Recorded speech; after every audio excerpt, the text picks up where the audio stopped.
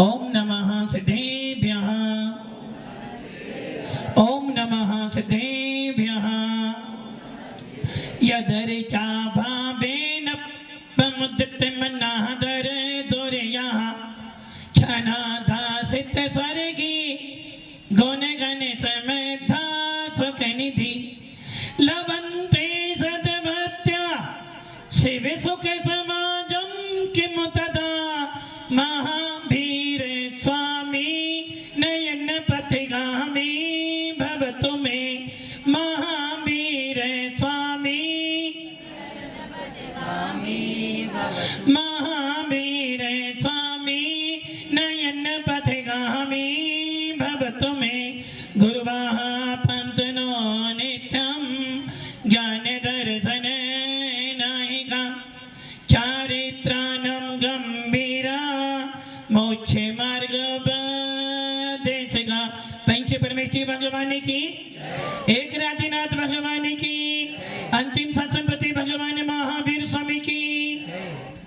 ऐसा तो लगे कि अभी आत्मा बैठी है, ऐसा तो लगे कि चेतना आत्मा यहाँ बैठी।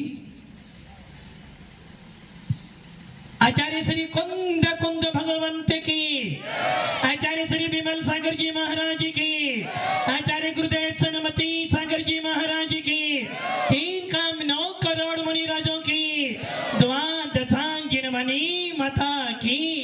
और दोनों हाथों को आसमान की ऊंचाइयां दिखाते हुए पूज्य गुरुदेव का जयकारा लगाएंगे। बोले आचार्य गुरुवर श्री सुंदर सागर जी महामुनिराज की, बोले समस्त आचार्य संघ की नमोस्तु गुरुवर। भव्य आत्मा अंतिम तीर्थेश भगवान महावीर जिन्होंने इस धरा पर अवतार लिया और अवतार लेने के बाद सारी सुविधाओं को भोगने के बाद, सारी सुविधाओं में रहने के बाद भी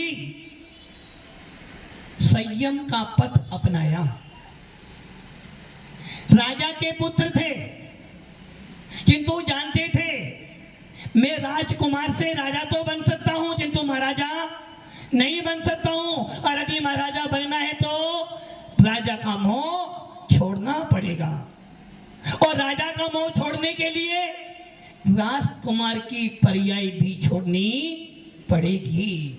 ऐसे भगवान महावीर के उस जीव ने संयम धारण किया, दीक्षा कल्याणक देवों ने बनाया, और आपको घोर साधना करने के बाद 12 साल की घोर साधना करने के बाद केवल ज्ञान की प्राप्ति हुई, और केवल ज्ञान प्राप्त हो जाने के बाद हमें क्या मिला? केवल ज्ञान की प्राप्ति हो जाने के बाद हमें क्या मिला?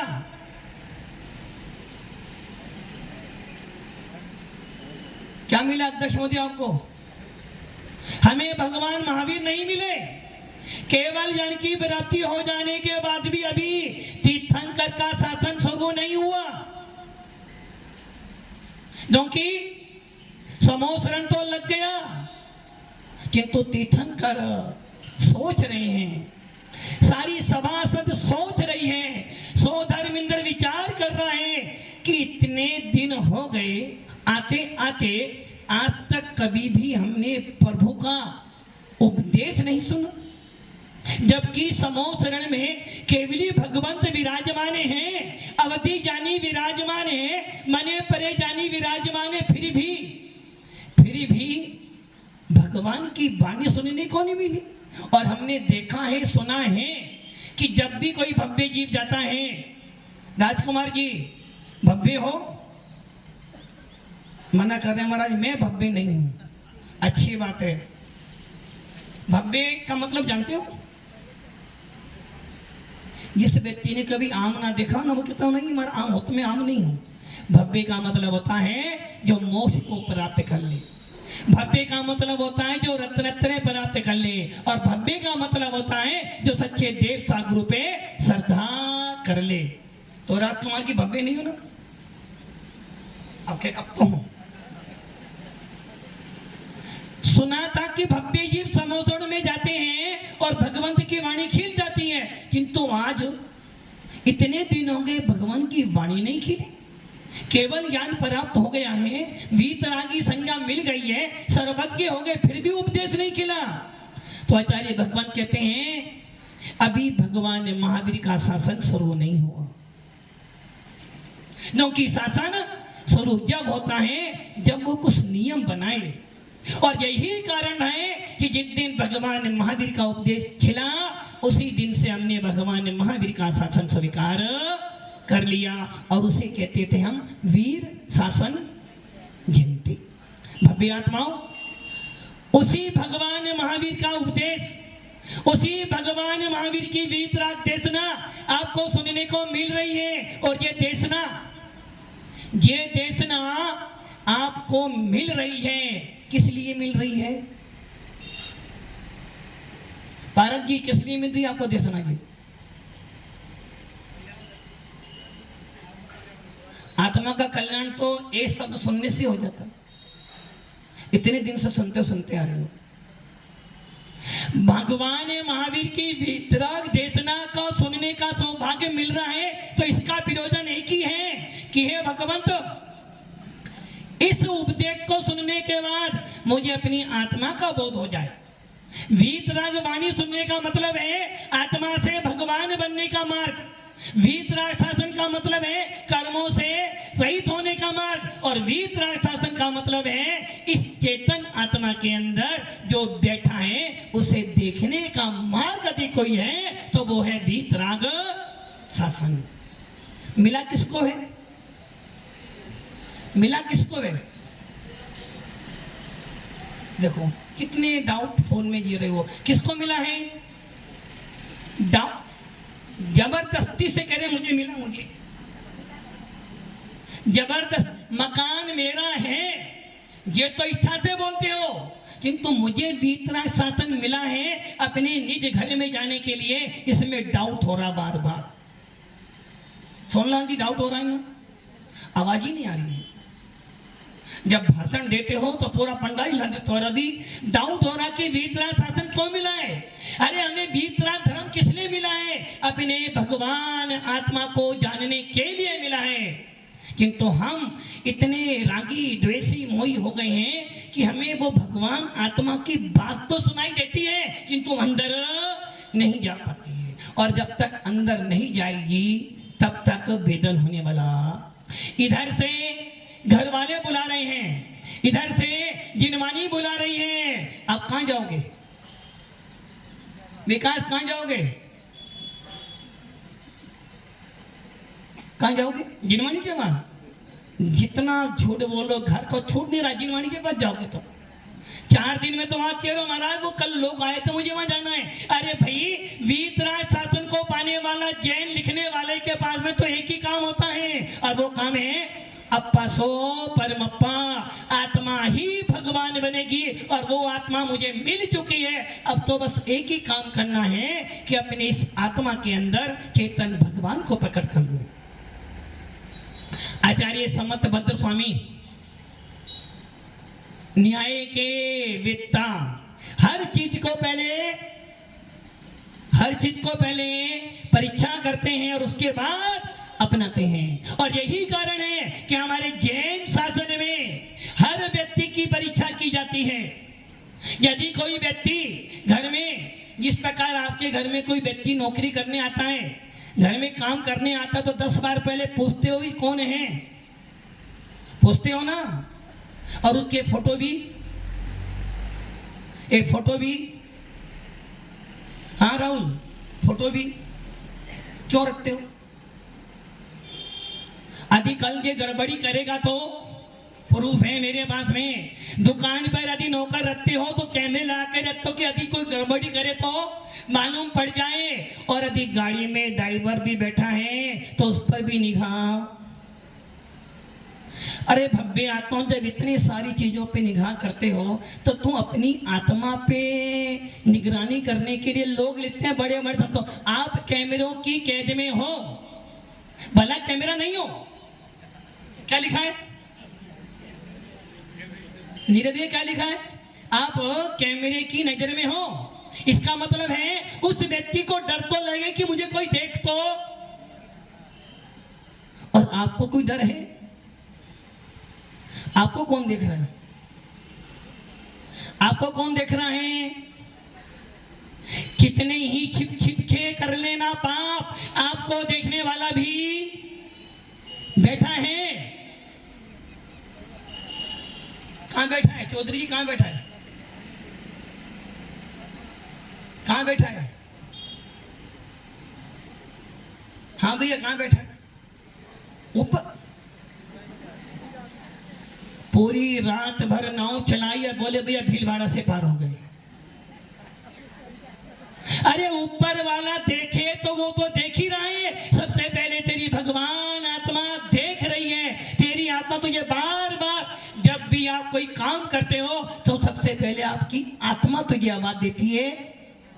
और जब तुम अच्छा काम करते हो तो बड़े आनंदित होते हो, और जब कोई गलत काम करते हो तो अंदर से आत्मा कोसती है। भगवान देखेगा, हमें नहीं पता। भगवान ने देखा, मुझे नहीं पता, किंतु मेरी आत्मा ने मुझे देखा, ये मुझे जरूर पता होना चाहिए। दुनिया के कहने से अध्यक्ष हो। हाँ सोनलाल जी अध्यक्ष हो। क्या कह रहे? हुकुम? क्या कह? सेवक? किसके सेवक? नहीं, हमारे सेवक हो तो मेरे पास आते। हमारे सेवक तो नहीं, किसके सेवक हो?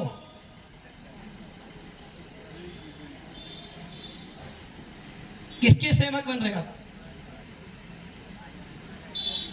नहीं, हमारा सेवक तो ये बैठे, हमारे सेवक तो। और हमारा शासन सेवक बनाने का नहीं है, हमारा शासन तो परमात्मा बनाने का शासन है। जिस शासन में सेवक बनाए जाते हैं वो शासन संसार में घुमाता है, और जिस शासन में सेवक को भी परमात्मा बनाया जाता है उसे ही जिन शासन कहा जाता है। भव्य आत्माओं, आचार्य समर्थभद्र स्वामी न्याय के वेत्ता हर चीज की परीक्षा कर रहे हैं, हर चीज की। और जिसके ऊपर मेरा पूरा शासन टिका हो, जिन भगवंतों के ऊपर मेरा पूरा धर्म टिका हो, उनकी परीक्षा तो बहुत जरूरी है। भव्य आत्माओं, ऐसे आचार्य समर्थभद्र स्वामी कह रहे हैं कि भैया मरण सुधार ले। क्या सुधार ले? मरण सुधार ले। अब ये बताओ, किस किस को मरण अच्छा लगता है?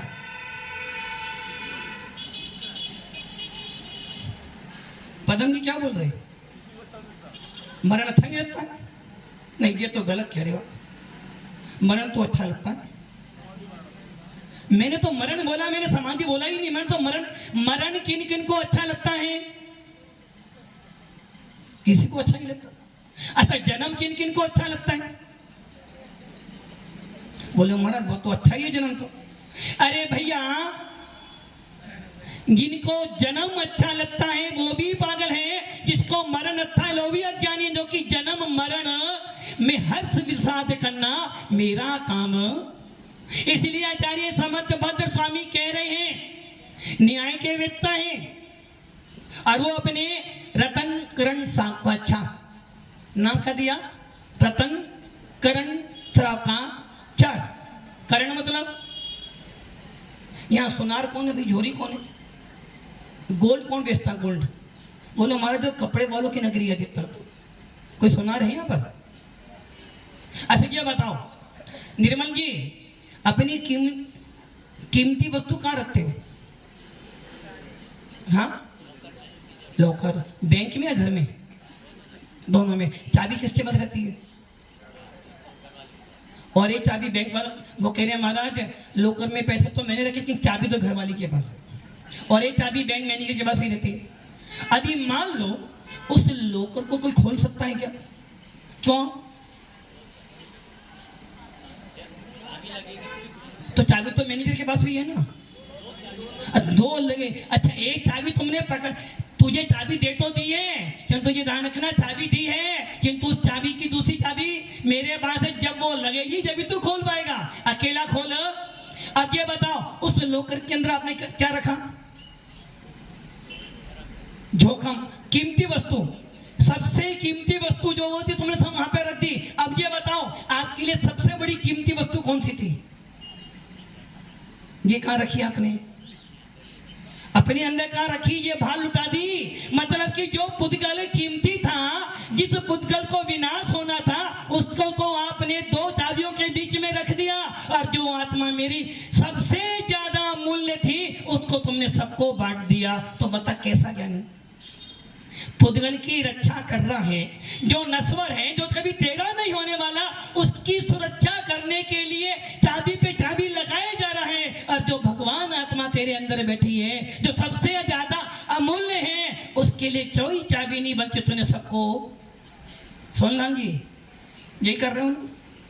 अब क्या करना? अब क्या करना? अब जो चल रहा वो चलेगा। अब क्या करना? अरे भाई समझो, संसार में सबसे ज्यादा मूल्य कौन है? आपके लिए सबसे ज्यादा अमूल्य वस्तु कौन सी है?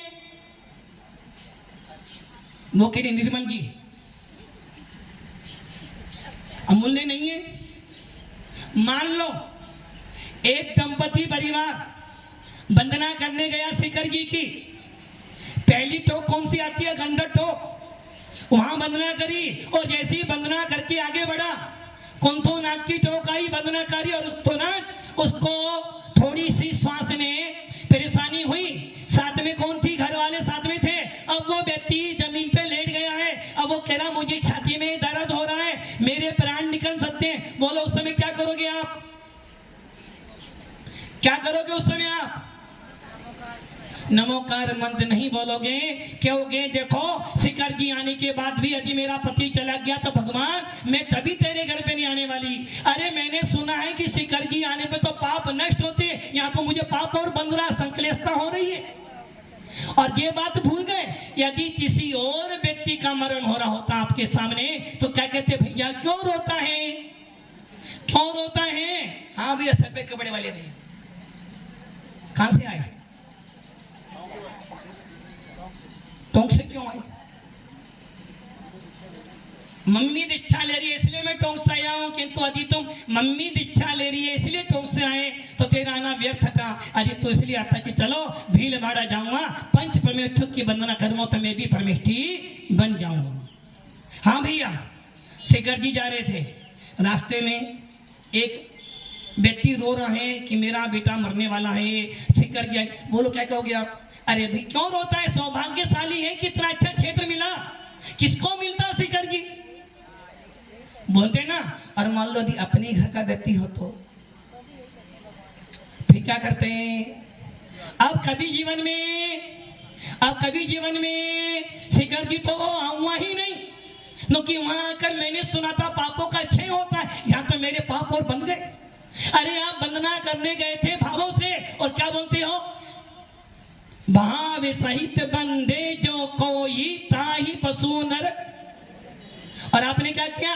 भावों से वंदना करने गए थे और बीच में आपने परिणाम खराब बना लिए। बोलो क्या मिला आपको? जाने वाला तो जाएगा। पवन जी तुम्हारे रोकने से रुकने वाला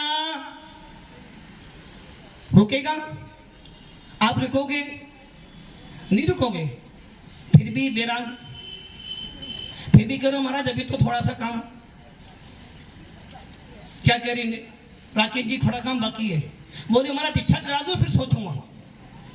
भव्य आत्माओं इसलिए आचार्य समंतभद्र स्वामी कह रहे हैं उपसर्गे दुर्भिक्षे जर्सी रुजायम च निष्पत्ति कारे धर्माए तनु विमोचन संलेखना माहुर। क्या करे हैं? उपसर्गे दुर्भिक्षे जर्सी रुजायम च निष्पत्ति कारे धर्माए तनु विमोचन माहू संलेखना मारिया। 122 नंबर के श्लोक में आचार्य समंतभद्र स्वामी कह रहे हैं कि भैया कब मरना?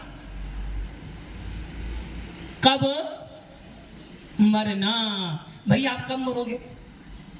हाँ आपसे कोई पता नहीं। बुलावा तो आएगा ना कहीं ना कहीं से। तो कहां से आएगा? सबके पास एक ही बुलावा ऊपर से, नीचे से बुलावा किसी का आता ही नहीं। अच्छा दादाजी हैं, फोटो तो होगी ना, क्या लिखा उस पर? स्वर्गीय। अच्छा आप देखने गए तो कैसे लिखा आपने स्वर्गीय?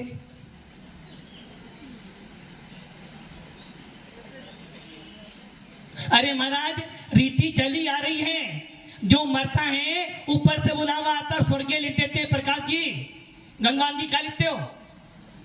स्वर्गीय। आपको कैसे मालूम वो स्वर्ग में गए?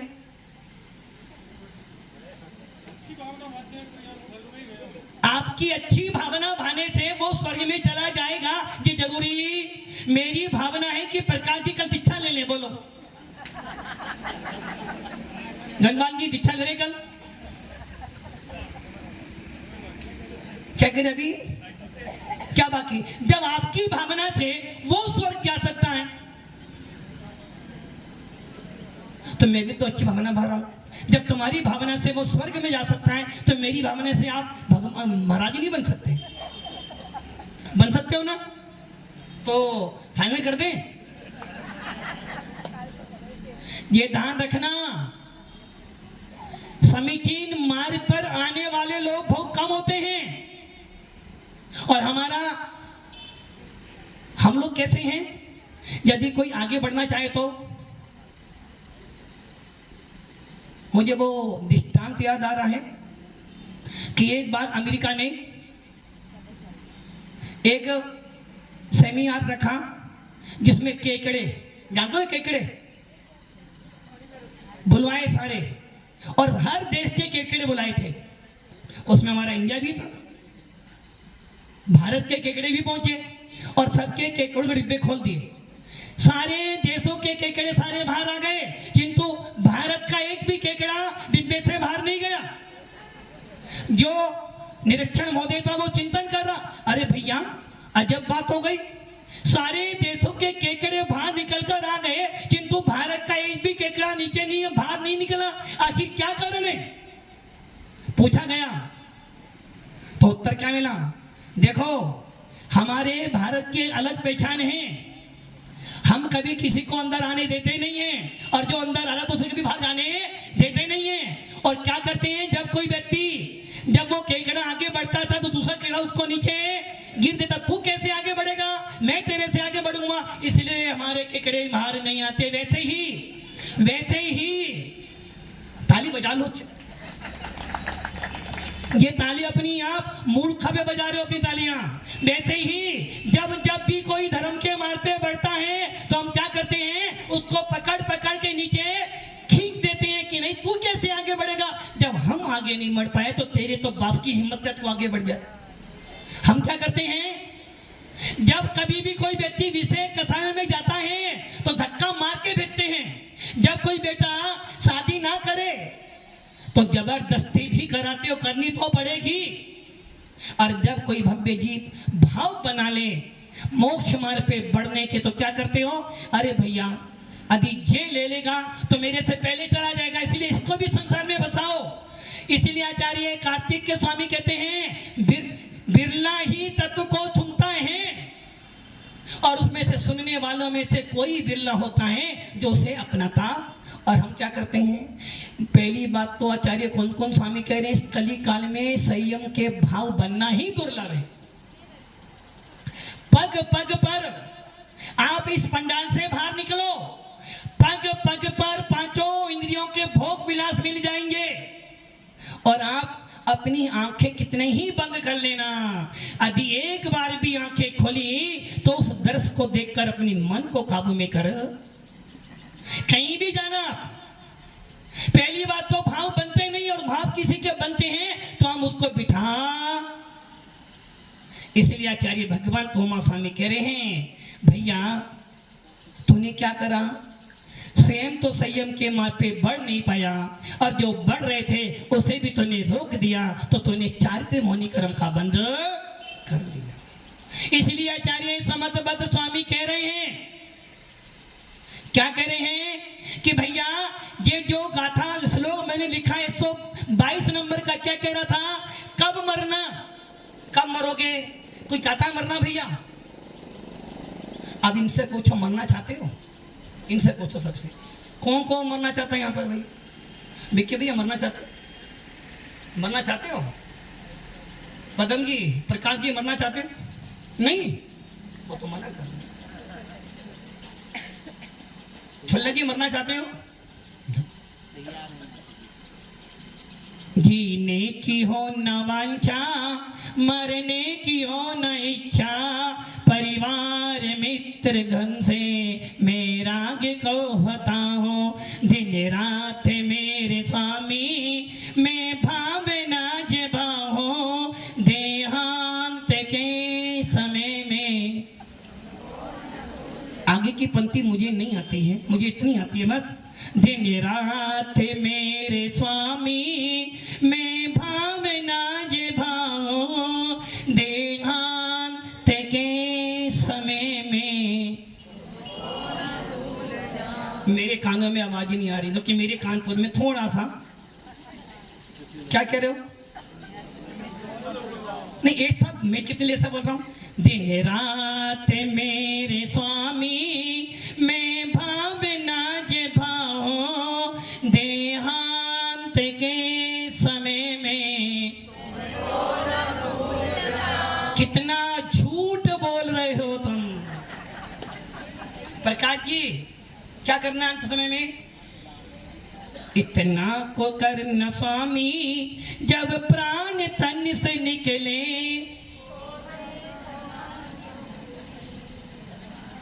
हाँ, किसको नहीं भूलना अंत में? भगवान को। कितना झूठ बोल रहे हो। जीवन भर पर में लगे रहे और अंत में भी पर में लग रहे हो। अरे भगवान को याद करते करते पूरे हाथ के बाल साफ हो गए, किंतु फिर भी तुझे भगवान नहीं मिला और अब अंत समय में भी भगवान को याद कर रहा है। अरे भगवान को छोड़, निज आत्मा का स्मरण कर। भगवान तेरे दुखों को दूर करने नहीं आएंगे। जीवन भर एंटेना खराब हो रहा है, पिक्चर खराब आएगी। सांगा निर्वाल हो, पिक्चर खराब आएगी। जब पंडाल के अंदर आ जाओ तो सोच लो मेरा कोई नहीं, तुम्हारा तो कोई यहाँ पर रहेंगे, तुम्हारा कोई, तो अब जिसका कोई नहीं होता वो महाराज होता है। तो आप सब राकेश जी ये सब दीक्षा लेने जा रहे हैं, बोलो महाराज इन सबकी दीक्षा होगी तो मुझे हमसे भागना पड़ेगा। क्या कह रहा था मैं? जीवन भर तूने भगवान को याद किया। कौन से भगवान को? हाँ, समित भैया बैठे, कौन बैठेगी? ओ सुरेंद्र जी। किनको याद करते हो जीवन भर? दो की नाम याद पता है, या तो घर वालों का या फिर भगवान का। सही है ना? किसको याद करना अंतिम समय में? भगवान को ना। कौन से भगवान को? हाउसिंग बोर्ड वाले भगवान को। राकेश जी, आप कौन से भगवान के अध्यक्ष हो? अभी बोला सो बाद में भगवान का बोल। कौन से भगवान के अध्यक्ष हो? कौन से मंदिर के अध्यक्ष हो? अध्यक्ष नहीं हो। ये सत्य कह रहे हैं, झूठ बोल रहे हैं। कौन से मंदिर के अध्यक्ष हो? सुपार्शनाथ सितंबर मंदिर, दिगंबर मंदिर। देखो भैया, हमारा शास्त्र कहता है दिगंबरों का अध्यक्ष तो बस एक ही हो सकता है, वो होते हैं आचार्य भगवान। आप हमारे अध्यक्ष नहीं हो सकते हो, और तुम भगवान के अध्यक्ष बन रहे हो। अरे जो 3 लोग के अधिपति बन गए, जिनके आदेश से पत्ता भी नहीं हिलता, तुम उनके अध्यक्ष बनने जा रहे हो। यदि उनका अध्यक्ष बनना है तो यू आर वेलकम। हमारे आचार्य नेमिचंद सिद्धांत चक्रवर्ती कह रहे हैं, तीर्थंकरों के युवराज होते हैं ये साधु परमेष्ठी। युवराज बनना, युवराज बोलो महाराज बनना तो पहले पूछ कर आऊंगा। किससे पूछोगे? नहीं पूछना तो नहीं, एक ही पूछना, मैं इससे जो घर बैठी। भव्य आत्माओं, हमें भगवान को नहीं याद करना। दिन रात मेरे स्वामी मैं भावना जबाओ, देहांत के समय में अपने को न भूल जाओ। जीवन भर भगवान भगवान किया है, अब तो अपने निज चेतन भगवान को याद करना है। यदि अब भी पर में लग जाऊंगा तो मेरा मरण नहीं होने वाला, क्योंकि विकल्प रहेगा और विकल्पों में मरूंगा तो जैसे वो सेठ, कौन सेठ? सोनलाल जी नहीं, वो सेठ भीलवाड़ा वाला सेठ नहीं, जयपुर वाला सेठ क्या कर रहा था? समाई करने बैठा था। समाई करते करते नियम लिया था कि जब तक दीपक जलेगा मैं समाई करूंगा, और पत्नी आती बार बार बार बार तेल डालती, घी डालती, ताकि पति देव को समाई में बिगड़ ना पड़े। और पति देव को क्या लग गई? तिल तिल करे देह के खंड, असुर भिड़ावे दुष्ट प्रचंड, सिंधु नीर ते प्यास न जाए, तो पण एक न बूंद लाए। पानी की प्यास लग गई, मर गया, और मरकर मेंढक। तो ऐसा काम, अरे जीवन भर भगवान को याद करा और अंत में भी भगवान को याद कर रहा है। अरे भगवान को तो याद कर, निज चेतन भगवान आत्मा को याद कर। इसलिए आचार्य समर्थ भद्र स्वामी कह रहे हैं कि संयम का फल, किसका फल? संयम का फल यदि कोई है तो वो है समाधि। यदि संयम के मार्ग पर आया है तो फल क्या मिलेगा? समाधि। और आज तो कौन सा दिन है? कौन सा दिन है? हाँ भैया, कौन सा दिन है? रामनवमी। मतलब दादाजी खड़े हो, क्या करे? राम जी का, कौन से राम जी का?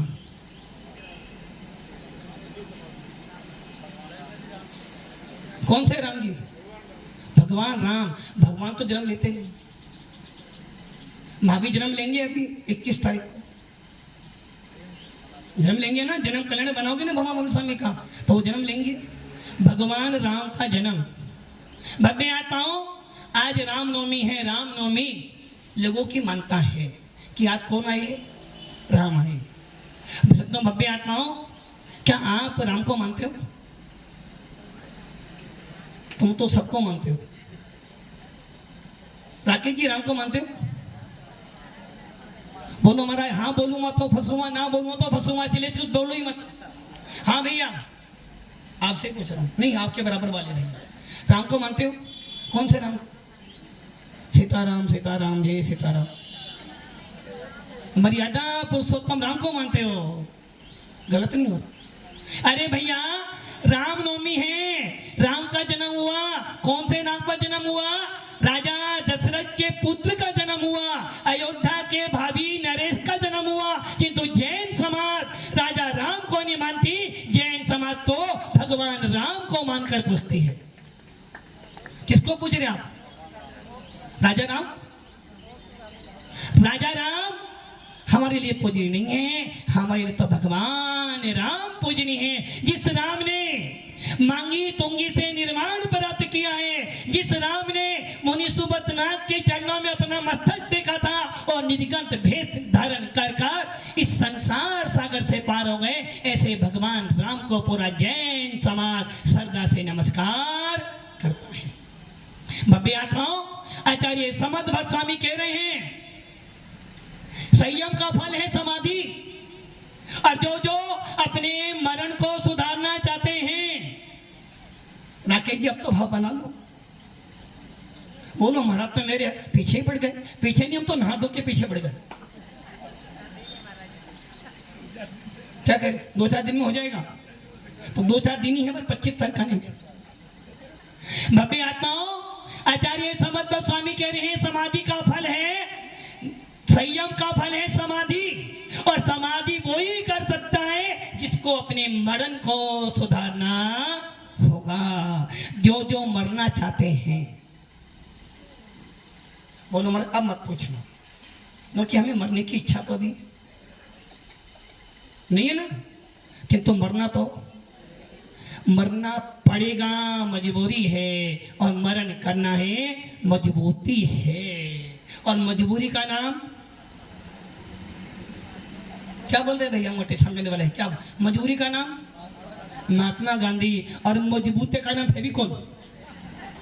अरे मजबूरी का नाम संसार हो सकता है, किंतु तो मजबूती का नाम जिन शासन है। मरना तो है, ये सुनिश्चित है। किंतु आचार्य समर्थ भक्त स्वामी कह रहे हैं मरना चाहता है तो समाधि करना चाहता है तो संयम धारण कर ले, और संयम का फल है समाधि, और जो समाधि करेगा वही निर्वाण को प्राप्त करेगा। इसलिए भक्तियाताओं हम सब भी निर्वाण को प्राप्त करें, हम सब भी मोक्ष मार्ग पे चलें, इसलिए संयम धारण करें ताकि हमारा मोक्ष मार्ग प्रशस्त हो। ओम नमः। और